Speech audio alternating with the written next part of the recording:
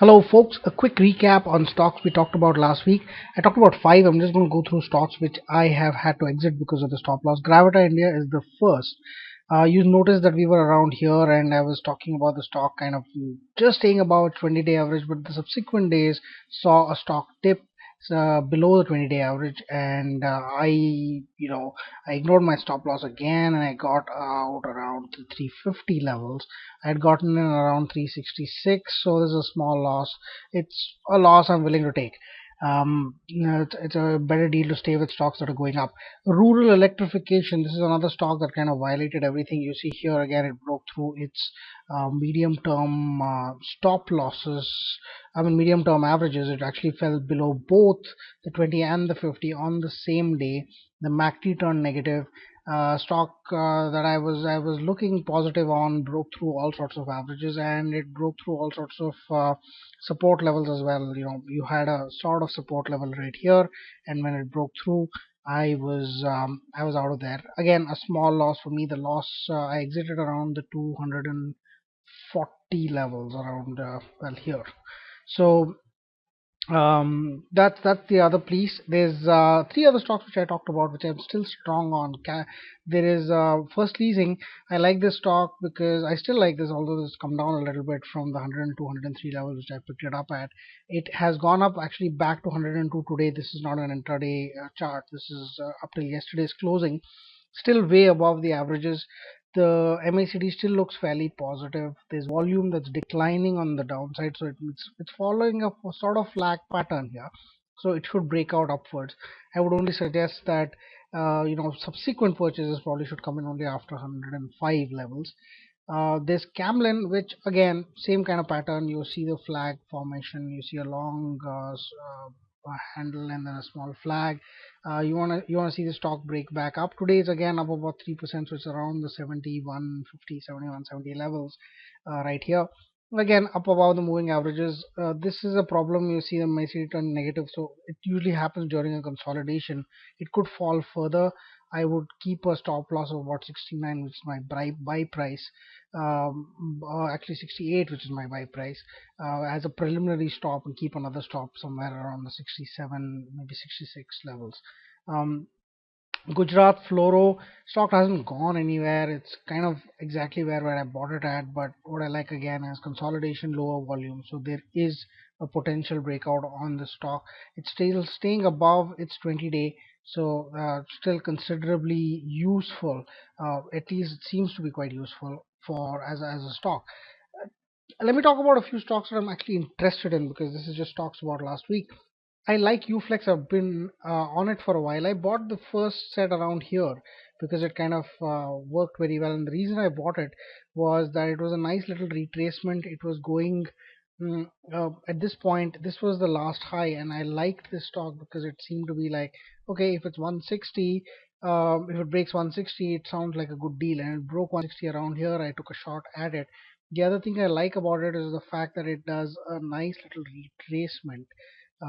If you look at the retracement around here, see the 78.6 level is 161. Now my belief has been that if it crosses this, as if it consolidates around here and breaks it upwards, it'll go up to the next level, and it has. It's gone up to 196, which is where I expected it to go. At this point, it doesn't look like a great buy. I have to say I have to be very careful here. So I'm keeping this 195, 196 level as a stop loss on the way down. I'm not going to think twice about exiting. Of course, it's given me a 20-25% return in about 10 days. So I'm not very dissatisfied with it. TTK Prestige, I continue to be long on the stock, and it's a pretty good stock. It's gone back up to 2,400 today. The reason look at this chart. I mean, come on, it's just incredible. What is interesting is it's sticking above the 20-day, and it's using the 20-day as a base. It's also using the 50-day as a base. So you have two levels of stop losses that you can look at. My buy price is around 2000 for the latest set. I've been buying all the way from 400, exiting, buying back, and so on. So the interesting piece about this is that it goes to say that the stock needs to continue to go up in order to generate confidence. On at a fundamental level, I will discuss it separately, but just pricing wise, this looks like a has been a pretty decent stock to get in. Stock I got in recently was Pidilite. uh, well, not just because I like the ads and the Fevicols and the M seals and all that stuff. I think it's a great story by itself. But this stock has been looking for a breakout for a really long time. So if you look at this last high, which was around the 159 levels, you I've been looking to for this high to break, and this high was made in October 2010, and I've been waiting for the stock to break the high, and it has broken the high. So I've gotten in a very small quantity, just about the 160 levels. I will continue to buy it as it goes forward, but it seems to be incredibly good. There's good volume on the upside, and it seems like there will be a lot of more buying interest coming in. It should consolidate at some point, but I'm hoping that point is much higher than the 160 levels it is at now. Last stock which I just picked up yesterday, honestly, was Venkeys, because of this volume bar. It's a great volume bar. It's moved up on MACD. It has shown signs of strength. This was a resistance.